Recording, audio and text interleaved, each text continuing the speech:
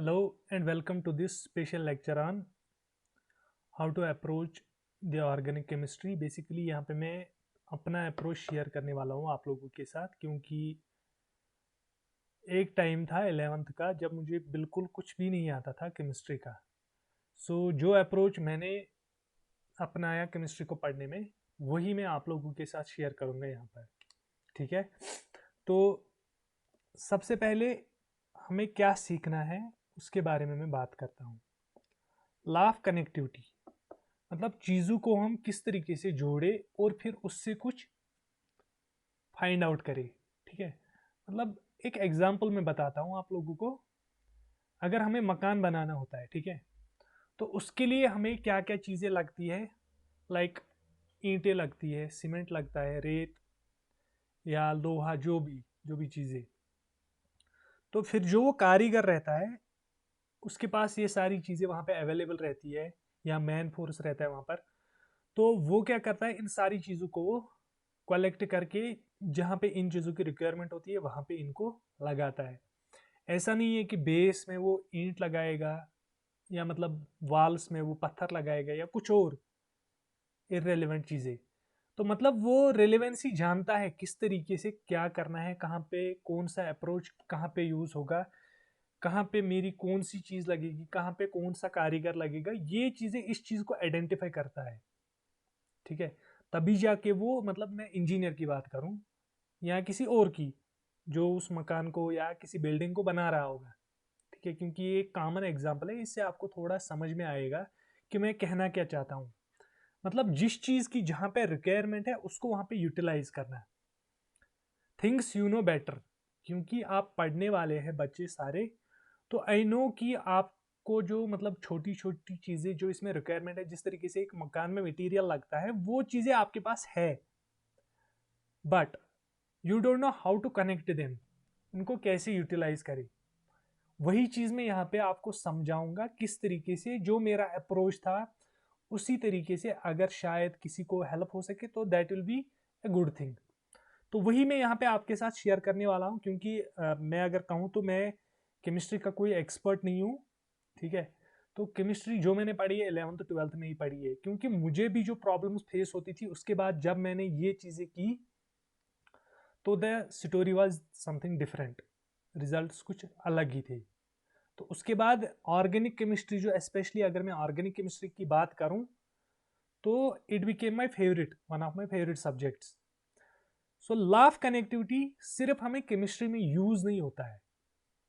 ठीक है, ये हमें मैथमेटिक्स, फिजिक्स, जो भी सब्जेक्ट्स है कंसेप्चुअल, वहां पे हमें यूटिलाइज हो रहा है। क्योंकि देखो, अगर हम कोई सब्जेक्ट पढ़ रहे हैं, अगर हमें ABCD नहीं आता है तो हम किस तरीके से पढ़ेंगे। तो हम वहां पे कनेक्ट करते हैं। अगर कोई स्टोरी भी राइट करता है, स्टोरी भी लिखता है या बताता है, तो वो वहां पे क्या करता है, उन्हीं चीजों को जो उसके पास है already, the things he knows, उन्हीं को कलेक्ट करके वो बताता है कि कैसे क्या करना है। ठीक है, तो ये चीजें मैं आपके साथ अब शेयर करूंगा कि कौन सा यूनिट किस तरीके से हम पढ़ेंगे। देखो यहाँ पे मैंने लिखा है कौन कौन सा यूनिट हमारा किस हिसाब से रहना चाहिए।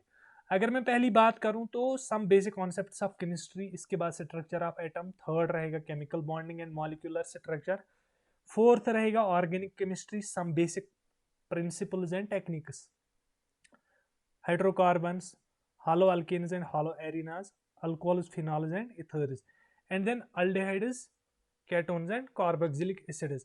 अब मैं बताता हूं आपको। देखो, जब हम फर्स्ट यूनिट पढ़ेंगे उसमें हमें बेसिक बेसिक चीजें पता चलेंगी, लाइक यूनिट्स वगैरह वगैरह, एटम, मॉलिक्यूल, इसका कॉन्सेप्ट। ठीक है, तो ये मोटी मोटी चीजें जब हम इसे उठा लेंगे, निचोड़ लेंगे, तो हमने अपने माइंड में ये सारी चीजें फिट कर ली। जिस तरीके से मैं फिजिक्स में बताता हूँ कि मैथमेटिकल टूल जो है that is like our weapon. ठीक है, तो उस वेपन को हम कहाँ पे यूज करते हैं, वार में। मतलब जहाँ पे हम प्रॉब्लम सॉल्व करेंगे या कोई भी डेरिवेशन होगी, जो भी कुछ होगा, तो वहां पे उसको यूज करेंगे। उसी तरीके से यहाँ से आपको कुछ चीजें मिलेंगी। ठीक है, इसके बाद अगर हम सेकंड यूनिट पे जाएंगे, स्ट्रक्चर ऑफ एटम, इसमें क्या मिलेगा हमें, इसमें हम एटम की वेरियस मतलब स्ट्रक्चर जो है उनके बारे में हमें पता चलेगा। शेल्स, SPD, ये सारी चीज़ें, एटम के बारे में या वेरियस वेरियस थीरीज। तो इनसे आपको पता चलेगा किस तरीके का क्या नेचर रहता है एटम का। समझ में आ रहा है?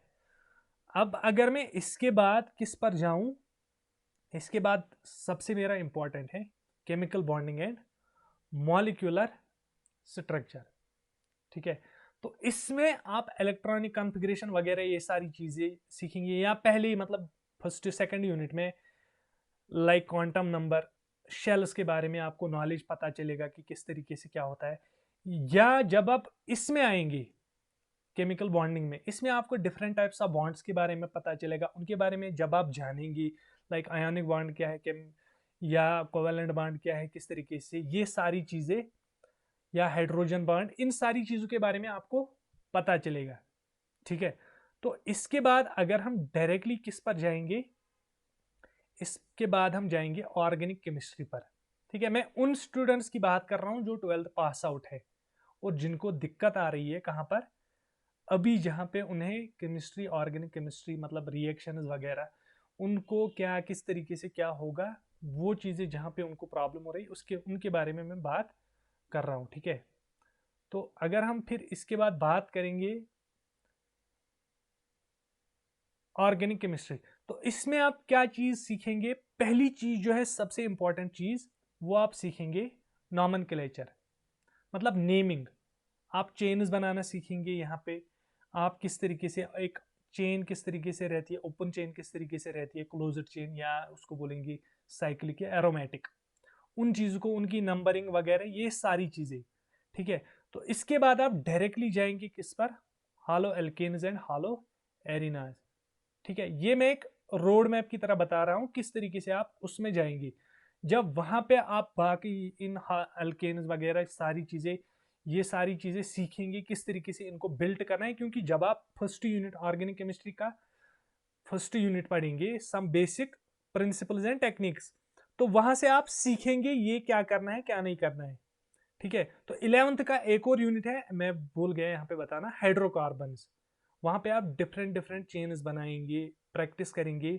तो कॉमन नेम्स उतने ज्यादा इंपॉर्टेंट नहीं है, हाँ अगर आपको याद रहते हैं तो दैट इज वेरी गुड, लेकिन जो मतलब कॉमन कॉमन कंपोनेंट्स है लाइक बेंजेन वगैरह वगैरह, ये सारी चीजें इनका याद रखना जरूरी है, क्योंकि इनके नाम जो है काफी यूज होते हैं मोस्ट ऑफन।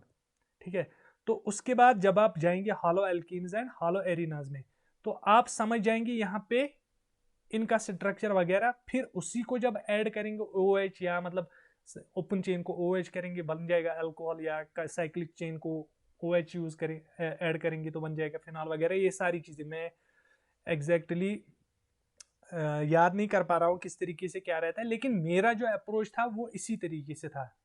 ठीक है, मतलब मैंने 11th का सेकंड पार्ट जो था उसको कंटिन्यू किया 12th के सेकंड पार्ट के साथ, तो फिर मुझे कहीं पे दिक्कत नहीं आई। हाँ, 11th में मैंने यही 3 यूनिट्स पढ़े हैं, फर्स्ट यूनिट, सेकंड यूनिट मतलब स्ट्रक्चर ऑफ एटम, फिर उसके बाद केमिकल बॉन्डिंग, फिर डायरेक्टली मतलब इक्विलिब्रियम में भी कुछ क्लासेस, मगर वहाँ पे उतना ना तो उसको पढ़ा फिर कभी, ना उसको रिवाइज किया कभी, कुछ भी नहीं। तो डायरेक्टली फिर ऑर्गेनिक केमिस्ट्री, उस वजह से ऑर्गेनिक केमिस्ट्री पे मेरा थोड़ा होल्ड बना, उस तरीके से जो मैंने अप्रोच वहाँ पे अपनाया, तो उस वजह से मेरी ऑर्गेनिक केमिस्ट्री उस टाइम काफ़ी स्ट्रांग हो गई फिर।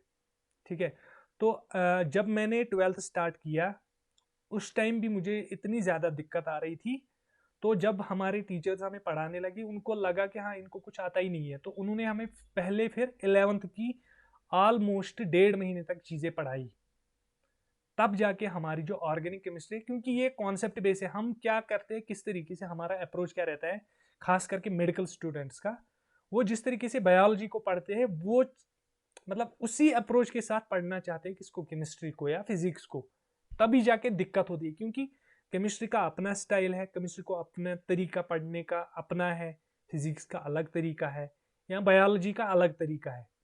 ठीक है, तो हम अगर पहले इन कॉन्सेप्ट्स को, इन सब्जेक्ट्स को अच्छे से पढ़ेंगे, तो केमिस्ट्री, फिजिक्स, ये सारी चीज़ें इनको मतलब कॉन्सेप्ट बेस पे पढ़ेंगी। ऐसा नहीं है कि आप कहीं से भी कोई भी टॉपिक उठाओ और पढ़ना स्टार्ट करो आपको समझ में आएगा, नहीं, ऐसा नहीं है।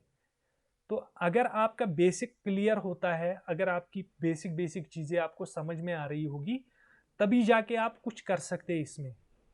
अदरवाइज ये काफ़ी मुश्किल है बहुत ज़्यादा, क्योंकि यहाँ पे आप मेमोराइज करके कोई भी चीज़ सॉल्व नहीं कर सकते। ठीक है, सो आई होप कि कुछ बच्चों को इससे फ़ायदा मिलेगा। ठीक है, thank you for watching this.